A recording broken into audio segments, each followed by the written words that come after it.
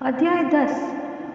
श्री साईं बाबा का रहन सहन, शयन पटिया, शिरडी में निवास, उनके उपदेश, उनकी विनयशीलता, नानावली, सुगम पथ। श्री साईं बाबा का सदा ही प्रेम पूर्वक स्मरण करो, क्योंकि वे सदैव दूसरों के कल्याणार्थ तत्पर तथा आत्मलीन रहते थे। उनका स्मरण करना ही जीवन और मृत्यु की पहेली हल करना है। साधनाओं में यह अति श्रेष्ठ तथा सरल साधना है, क्योंकि इसमें कोई द्रव्य व्यय नहीं होता। केवल मामूली परिश्रम से ही भविष्य नितांत फलदायक होता है। जब तक इंद्रियां बलिष्ठ हैं, क्षण क्षण इस साधना को आचरण में लाना चाहिए। अन्य सब देवी देवता तो भ्रमित करने वाले हैं, केवल गुरु ही ईश्वर है। हमें उनके ही पवित्र चरण कमलों में श्रद्धा रखनी चाहिए। वे तो हर इंसान के भाग्य विधाता और प्रेममय प्रभु हैं, जो अनन्य भाव से उनकी सेवा करेंगे वे भव सागर से निश्चय ही मुक्ति को प्राप्त होंगे। न्याय अथवा मीमांसा या दर्शन शास्त्र पढ़ने को भी कोई आवश्यकता नहीं है। जिस प्रकार नदी या समुद्र पार करते समय नाविक पर विश्वास रखते हैं, उसी प्रकार का विश्वास हमें भव सागर से पार उतारने वाले सद्गुरु पर होना चाहिए। सद्गुरु तो केवल भक्तों के भक्ति भाव की ओर ही देखते हैं, उन्हें ज्ञान और परमानंद की प्राप्ति करा देते हैं। गत अध्याय में बाबा की भिक्षावृत्ति, भक्तों के अनुभव तथा अन्य विषयों का वर्णन किया गया है। आप पाठकगण जाने कि श्री साईं बाबा किस प्रकार रहते, शयन करते और शिक्षा प्रदान करते थे। बाबा का विचित्र बिस्तर। पहले हम देखते हैं कि बाबा किस प्रकार शयन करते थे। श्री नाना साहेब डेंगले एक 4 हाथ लंबा और 1 हथेली चौड़ा लकड़ी का तख्ता श्री साईं बाबा के शयन के हेतु लाए। तख्ता कहीं नीचे रखकर उस पर सोते।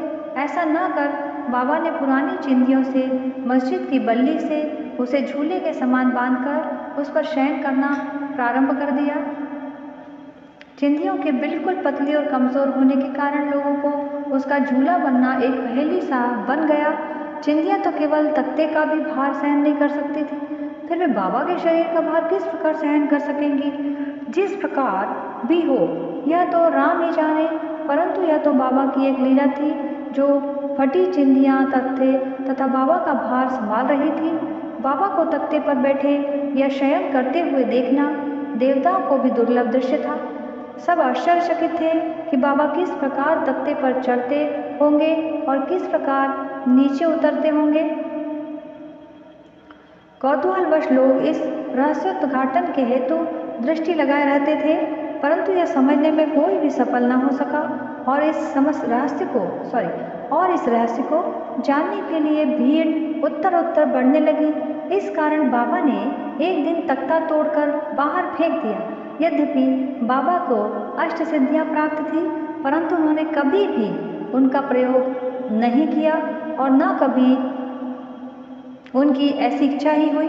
वे तो स्वयं ही स्वतः ही स्वाभाविक रूप से पूर्णता प्राप्त होने के कारण उनके पास ही गए। ब्रह्म का सगुण अवतार। ब्राह्मी दृष्टि से श्री साईं बाबा 3.5 हाथ लंबे एक सामान्य पुरुष थे, फिर भी प्रत्येक के हृदय में वे विराजमान थे। अंदर से वे आसक्ति रहित और स्थिर थे, परंतु बाहर से जन कल्याण के लिए सदैव चिंतित रहते थे। अंदर वे संपूर्ण रूप से निस्वार्थी थे। भक्तों के निमित्त उनके हृदय में परम शांति विराजमान थी, परंतु बाहर से वे अशांत प्रतीत होते थे। वे भीतर से ब्रह्मज्ञानी, परंतु बाहर से संसार में उलझे दिखाई पड़ते थे। वे कभी प्रेम दृष्टि से देखते तो कभी पत्थर मारते, कभी गालियां देते और कभी हृदय से लगाते थे। वे गंभीर, शांत और सहनशील थे। वे सदा दृढ़ और आत्मलीन रहते थे और अपने भक्तों का सदैव उचित ध्यान रखते थे। वे सदा एक आसन पर ही विराजमान रहते थे। वे कभी यात्रा को नहीं निकलते। उनका दंड एक छोटी सी लकड़ी थी, जिसे वे सदैव अपने पास संभाल कर रखते थे। विचार शून्य होने के कारण वे शांत थे। उन्होंने कंचन और कीर्ति की कभी चिंता नहीं की तथा सदा की भिक्षावृत्ति द्वारा निर्वाह करते रहे। उनका जीवन ही इस प्रकार का था। अल्लाह मालिक है, सदैव उनके होठों पर रहता था। उनका भक्तों पर विशेष और अटूट प्रेम था। वे आत्मज्ञान की खान और परम दिव्य स्वरूप थे। श्री साईं बाबा का दिव्य स्वरूप इस तरह का था, एक अपरिमित, अनंत, सत्य और अपरिवर्तनशील सिद्धांत जिसके अंतर्गत यह सारा विश्व है, श्री साईं बाबा में आविर्भूत हुआ था। यह मूल्य निधि केवल तत्व गुण संपन्न और भाग्यशाली भक्तों को ही प्राप्त हुई, जिन्होंने श्री साईं बाबा को केवल मनुष्य या सामान्य पुरुष समझा या समझते हैं। वे यथार्थ में अपने अभागे थे या हैं।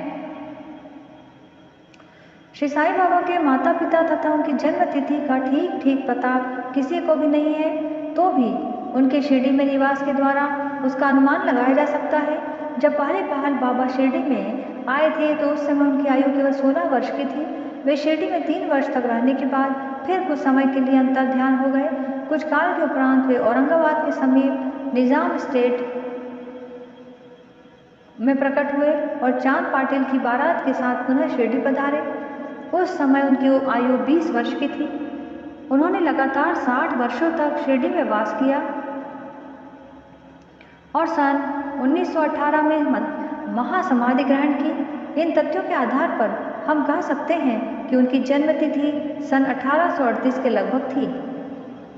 बाबा का ध्येय और उपदेश 17वीं शताब्दी 1608 से 1621 में संत रामदास प्रकट हुए और उन्होंने यवनों से गायों और ब्राह्मणों की रक्षा करने का कार्य सफलतापूर्वक किया, परंतु 2 शताब्दियों के व्यतीत हो जाने के बाद हिंदू और मुसलमानों में वैमनस्य बढ़ गया और उसे दूर करने के लिए ही श्री साईं बाबा प्रकट हुए। इनका सभी के लिए उपदेश था कि राम जो हिंदुओं का भगवान है और रहीम जो मुसलमानों का खुदा है, एक ही है और उनमें किंचित मात्र भी भेद नहीं है। फिर तुम उनके अनुयायी क्यों पृथक पृथक रहकर परस्पर झगड़ते हो? अज्ञानी पालकों, दोनों जातियों एकता साध कर और एक साथ मिलजुल कर रहो, शांत चित्त से रहो और इस प्रकार राष्ट्रीय एकता का ध्येय प्राप्त करो। कला और विवाद व्यर्थ है, इसलिए न झगड़ो और न परस्पर प्राणघाती बनो। सदैव अपने हित तथा कल्याण का विचार करो। श्री हरि तुम्हारी रक्षा अवश्य करेंगे। योग, वैराग्य, तप, ज्ञान आदि ईश्वर के समीप पहुंचने के मार्ग है। यदि तुम किसी तरह सफल साधक नहीं बन सके तो तुम्हारा जन्म व्यर्थ है। तुम्हारी कोई कितनी ही निंदा क्यों न करे, तुम उसका प्रतिकार न करो। यदि कोई शुभ कर्म करने की इच्छा है तो सदैव दूसरों की भलाई करो।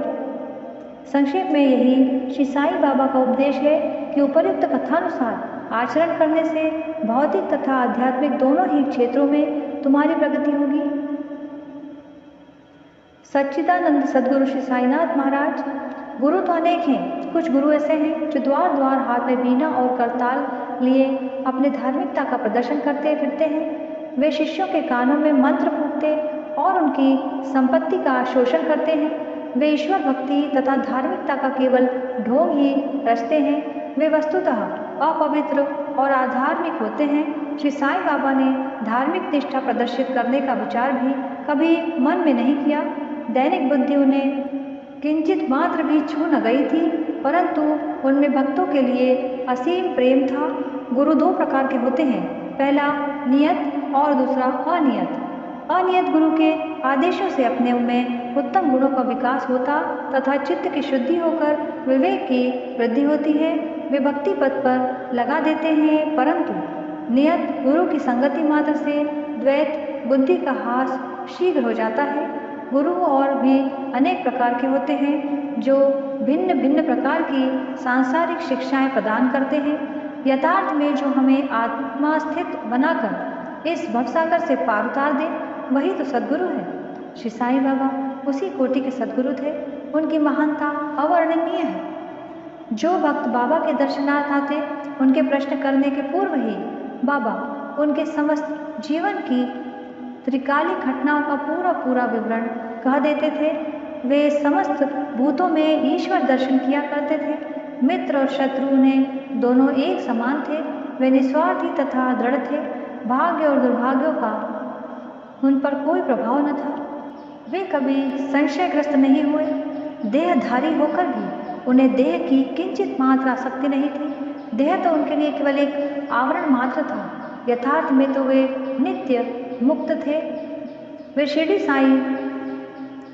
शिरडीवासी धन्य हैं जिन्होंने श्री साईं बाबा की ईश्वर रूप में उपासना की। सोते जागते, खाते पीते, बाड़े या खेत तथा घर में अन्य कार्य करते हुए भी वे लोग सदैव उनका स्मरण तथा गुणगान करते थे। साईं बाबा के अतिरिक्त दूसरा कोई ईश्वर वे मानते ही नहीं थे। शिरडी की नारियों के प्रेम की माधुरी का तो कहना ही क्या है। वे बिल्कुल भोली भाली थी। उनका पवित्र प्रेम उन्हें ग्रामीण भाषा में भजन रचने की सदैव प्रेरणा देता रहता था। यद्यपि वे शिक्षित न थी तो भी उनके सरल भजनों में वास्तविकता काव्य की झलक थी। यह कोई विद्वत्ता न थी, वरन उनका सच्चा प्रेम ही इस प्रकार की कविता का प्रेरक था। कविता तो सच्चे प्रेम का प्रकट स्वरूप ही है, जिसमें चतुर श्रोतागण ही यथार्थ दर्शन का या रसिकता का अनुभव करते हैं। बाबा की विनयशीलता। ऐसा कहते हैं कि बाबा भगवान में 6 प्रकार के विशेष गुण होते हैं, यथा पहला कीर्ति, दूसरा श्री, तीसरा वैराग्य, चौथा ज्ञान, पांचवा ऐश्वर्य और छठवां उदारता। श्री साईं बाबा में भी ये सब गुण विद्यमान थे। उन्होंने भक्तों की इच्छा पूर्ति के निमित्त ही सगुण अवतार धारण किया था। उनकी कृपा बड़ी ही विचित्र थी। भक्तों के हेतु वे अपने श्री मुख से ऐसे वचन कहते जिनका वर्णन करने का सरस्वती भी साहस न कर सकती। उनमें से यहाँ पर एक रोचक नमूना दिया जाता है। बाबा अति विनम्रता से इस प्रकार बोलते, दासानुदास, मैं तुम्हारा ऋणी हूँ। कैसी विनम्रता है। यद्यपि बाह्य दृष्टि से बाबा विषय पदार्थों का उपभोग करते हुए प्रतीत होते थे, परंतु उन्हें किंचित मात्र भी उनकी गंध न थी और न ही उनके उपभोग का ज्ञान था। वे खाते अवश्य थे, परंतु उनकी जिह्वा को कोई स्वाद न था। वे नेत्रों से देखते थे, परंतु उस दृश्य में उनकी कोई रुचि न थी।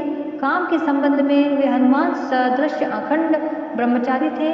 उन्हें किसी पदार्थ में आसक्ति न थी। वे शुद्ध चैतन्य स्वरूप थे, जहाँ समस्त इच्छाएं, अहंकार और अन्य चेष्टाएं विश्राम पाती थी। संक्षेप में वे निस्वार्थ, मुक्त और पूर्ण ब्रह्म थे। इस कथन को समझने के हेतु एक रोचक कथा का उदाहरण यहाँ दिया जाता है।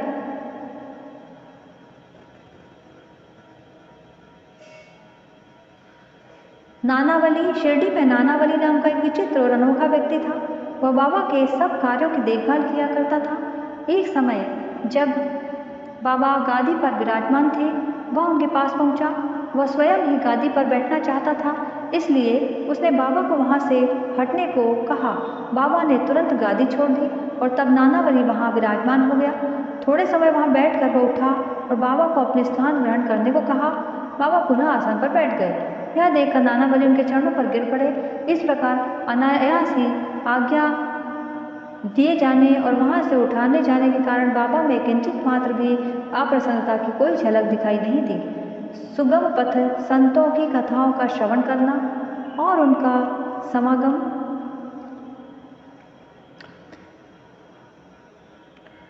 यद्यपि बाह्य दृष्टि से श्री साईं बाबा का आचरण सामान्य पुरुषों के सदृश ही था, परंतु उनके कार्यों से उनकी असाधारण बुद्धिमत्ता और चतुराई स्पष्ट ही प्रतीत होती थी।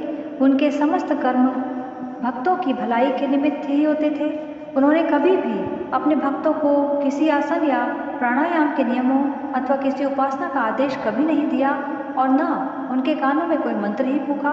उनका तो सभी के लिए कहना था, चातुर्य त्याग कर सदैव साईं साईं स्मरण करो। इस प्रकार आचरण करने से समस्त बंधन छूट जाएंगे और तुम्हें मुक्ति प्राप्त हो जाएगी। पंचाग्नि, तप, त्याग, स्मरण, अष्टांग योग आदि का साध्य होना केवल ब्राह्मणों को ही संभव है। मन का कार्य विचार करना है। बिना विचार किए वह एक क्षण भी नहीं रह सकता। यदि तुम उसे किसी विषय में लगा दोगे तो वह उसी का चिंतन करने लगेगा, और यदि उसे गुरु को अर्पण कर दोगे तो वह गुरु के संबंध में ही चिंतन करता रहेगा। आप लोग बहुत ध्यानपूर्वक साईं की महानता और श्रेष्ठता श्रवण कर चुके हैं। ये कथाएं सांसारिक भय को निर्मूल कर आध्यात्मिक पथ पर आरूढ़ रहती हैं। इसलिए इन कथाओं का हमेशा श्रवण और मनन करो तथा आचरण में भी लाओ। सांसारिक कार्यों में लगे रहने पर भी अपना चित्त साईं और उनकी कथाओं में लगाए रहो, तब तो यह निश्चित है कि वे कृपा अवश्य करेंगे। यह मार्ग अति सरल होने पर भी क्या कारण है कि सब कोई इसका अवलंबन नहीं करते?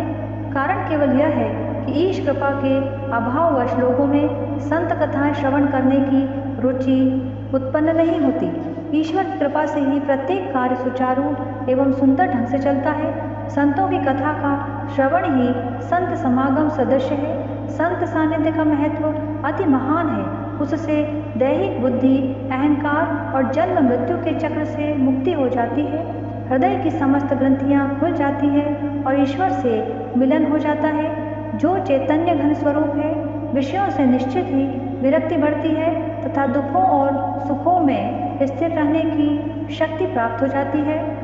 यदि तुम कोई साधन जैसे नाम स्मरण, पूजन या भक्ति इत्यादि नहीं करते, परंतु अनन्य भाव से केवल संतों के ही शरणागत हो जाओ, तो वे तुम्हें आसानी से भवसागर के पार उतार देंगे। इसी कार्य के निमित्त ही संत विश्व में प्रकट होते हैं। पवित्र नदियाँ गंगा, यमुना, गोदावरी, कृष्णा, कावेरी आदि जो संसार के समस्त पापों को धो देती है, वे भी सदैव इच्छा करती है कि कोई महात्मा अपने चरण स्पर्श से हमें पावन करे। ऐसा संतों का प्रभाव है।